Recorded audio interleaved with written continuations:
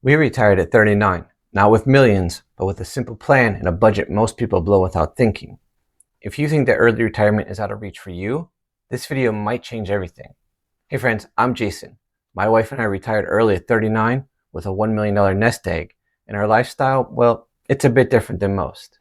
We spend about 5 to 6 months every year traveling overseas and the rest of the time living here in the US. And in this video, I'm going to walk you through what our budget looks like while we're living back here at home. And if you want to see what it costs us to live while we're traveling, just let us know in the comments below, and we can definitely put a video together for that too. Now, please note that we're not special. See, living affordably just comes down to making smart choices. Now, before we get into the budget, there's a few big reasons why our monthly spending stays so low, and they're not all that complicated. First up, it's where we live. We live in a low-cost living area just outside of Indianapolis, Indiana.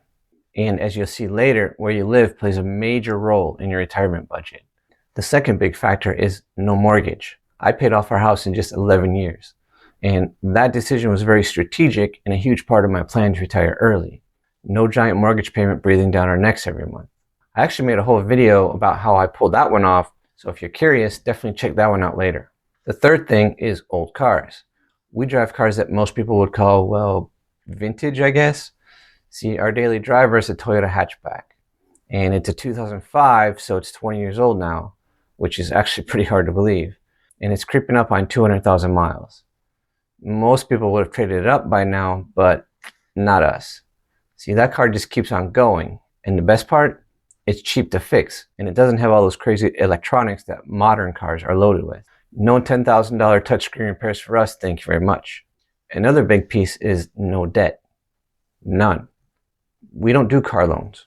We don't do personal loans. We buy everything on credit cards to get the points, and then we pay it off every single month. Free travel rewards without paying a penny in interest, that's a win-win in my book. Next up, we have food.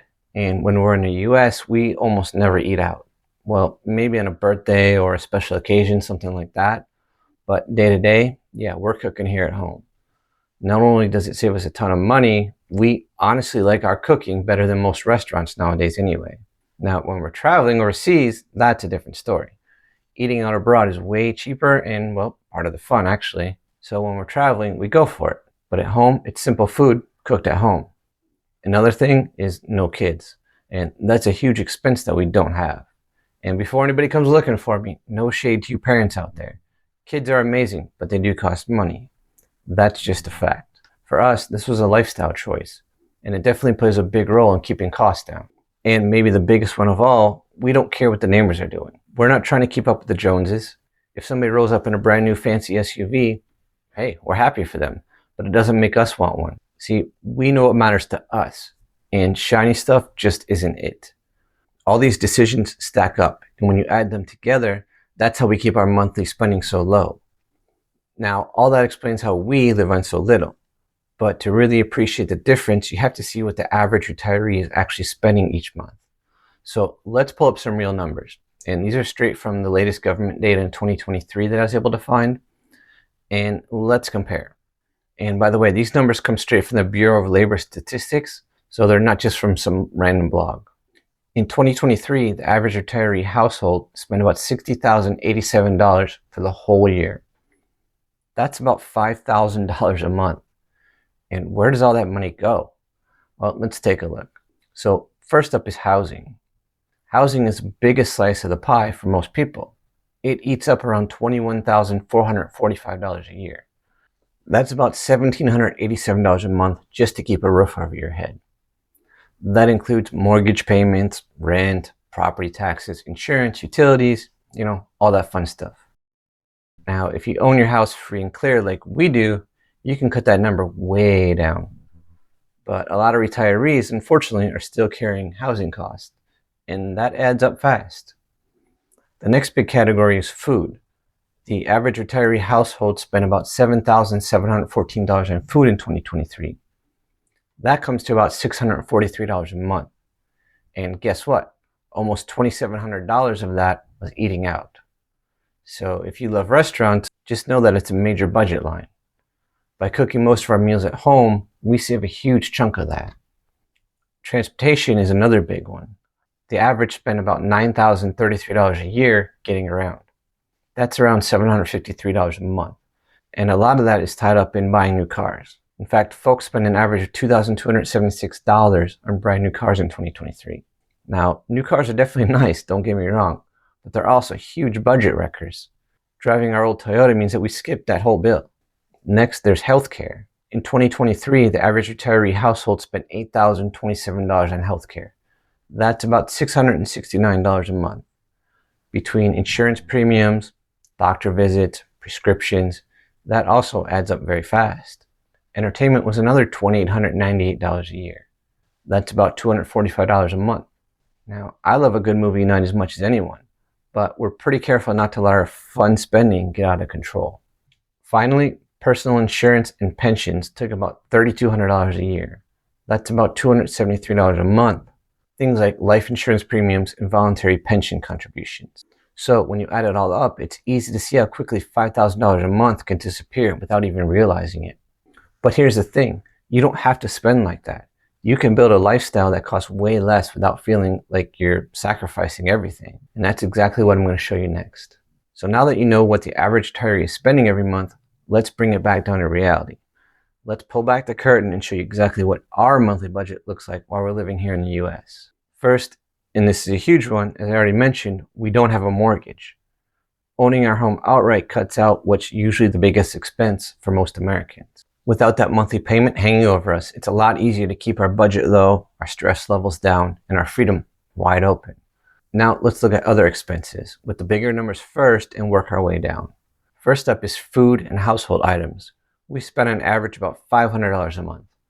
And food is usually one of the biggest expenses for anybody, and we're no different. But even here, we keep it simple, like I mentioned earlier. We mostly cook at home and plan our meals and shop smart. We don't chase organic labels or fancy brands, we just look for good, real food. Eating out is basically reserved for special occasions when we're here in the US, which again, saves us a ton of money. When we're traveling, well, that's a different story. We eat out most meals, but you'd be amazed at how much more affordable eating out is in countries like Thailand, Cambodia, and Vietnam, where we like to travel. Next up is electric. We average around $120 a month. This covers keeping the lights on, running the AC during the hot, humid Indiana summers, and charging all of our gadgets. We're mindful about energy use, but we're not living like monks either. We stay comfortable, we just avoid waste. Next on our budget is property taxes. As of the latest year, we pay about $275 a month. It's a reason why living in a low-cost area just outside of Indianapolis works so well for us. The taxes aren't crazy high. Moving down the list, we have home insurance, about $97 a month. Having insurance on the house is a must, and we've got a pretty good deal with the standard policy. No surprises here. Moving down is health insurance, and this one's going to shock a lot of people. So for me, I pay $0 a month. Yeah, you heard that right. My health insurance costs $0. Remember earlier when I mentioned location matters? Well, Indiana is one of the states with expanded Medicaid. And because we keep our modified adjusted gross income so low, I qualify. The coverage is great. Full benefits, no premiums, and I've never had a problem finding good doctors who accept it. It's honestly one of the biggest hacks out there for smart early retirees. For my wife, she also pays $0 a month for health insurance. See, my wife is a green card holder. She's not yet a US citizen, so she doesn't qualify for Medicaid. But she is able to get a marketplace health insurance plan. And thanks to subsidies, again, because our modified adjusted gross income is so low, her premium also comes out to $0. Now, she does have a deductible and some out-of-pocket cost if something big happens, but day to day, it costs nothing. Next on our budget is gas for the car. We average about $50 a month since we drive very little compared to most other people. As I mentioned earlier, our main car is a 20-year-old Toyota hatchback, which is also great on gas mileage. So that keeps fuel costs low, especially since we don't commute daily or do too many long road trips while we're here at home. The next on our budget is car insurance, about $46 a month. Another benefit of driving an older, paid-off car is that the insurance is also dirt cheap. We carry solid coverage, but because the car isn't worth much on paper, the premiums stay low. Moving along, we have home internet, about $15 a month. And we have a solid internet plan, about 50 megabits per second download, which is more than enough for streaming, working online, and daily life. Just another example where it pays to keep things simple and not constantly chasing the newest and fastest. Next up is another utility, our water bill, which is usually about $41 a month. City water where we live, so nothing too crazy here. We try not to waste water, but again, we're living normal, comfortable life. No buckets in the shower or anything crazy like that.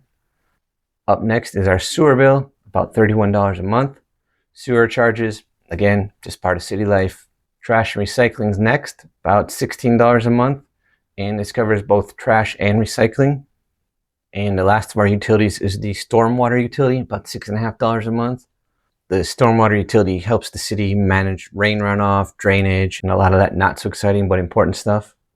Next on the list is the last of our housing expenses, which is our HOA dues, only about $14 a month. We do live in a neighborhood with a small HOA fee, but it's super low because there's no luxury amenities or any unnecessary fluff in our neighborhood. Just enough to keep the streets clean, the grass trimmed, the snow plowed, things like that.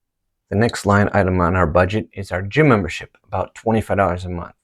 See, staying healthy doesn't have to mean spending a fortune. We found a local gym that charges $25 a month for both of us. It's got everything we need. It's 5 minutes from the house. We love it. And finally, we have our cell phone bills. I pay $0 a month. That's right, 0. Again, another benefit of being on Medicaid is that I also get free cell phone service. I know it's crazy, but it's true. I get 10 gigabytes of data per month for free, which is more than plenty for me. Now, my wife, again, she's not on Medicaid.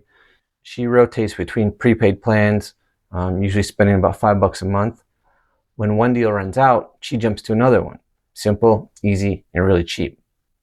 So that's it. Just under $1,250 a month for 2 people, all in. No mortgage, no car payments, no debt. We live in a modest home, we eat well, we stay active, and we keep life simple. For us, it's not about sacrifice, it's about clarity. We know what matters to us and we spend accordingly. And because of that, our money goes further and our life feels much richer.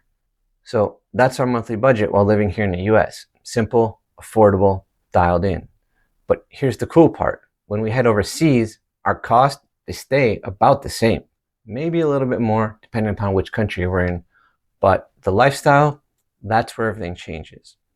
We usually spend several months each year living abroad, usually in places like Southeast Asia or Mexico. And while our expenses stay in the same ballpark, what we get for our money is a massive upgrade. Take food, for example. Back home, we're careful with groceries and we rarely eat out, like I mentioned earlier. But when we're overseas, that flips. We eat out almost every day, and it still costs less than cooking at home in the States. We're talking delicious, fresh cooked meals for $2 to $4 a person. Our rent overseas usually runs between $400 to $700 a month. That gets us a fully furnished apartment, often with extras like a pool, cleaning service, great walkability, utilities are usually included. Now, transportation is also easier. We don't need a car, so there's no gas, no insurance, no maintenance, none of that stuff to worry about. We walk, use public transportation, or grab a rideshare for usually like $1 to $3. It's simple and it saves us so much time and stress. And something funny happens. When you live abroad, you stop buying stuff. There's no Amazon box on the porch, no trips to Target, and no just browsing on the weekends. See, when you live out of a carry-on suitcase, you realize you don't need much, and that mindset sticks with you. So even though we're spending roughly the same as we do in the US, the quality of life feels much higher. More sunshine, more freedom, more adventure. And we'll break down our overseas spending in more detail in another video, but just know, you don't need to choose between saving money or living well. You can absolutely have both. All right, so now that we've seen our monthly numbers, what do you think? Are we cutting it too close? Would you be comfortable living on this kind of budget? Let me know in the comments below. Seriously, I'd love to hear your honest take, or what surprised you the most. And if you're curious what our daily life actually looks like while we're living on this budget, check out our other video titled Our $1 Million Early Retirement. We show you exactly how we live, what we spend, and why we think it's totally worth it. I'll see you there. Thanks for watching.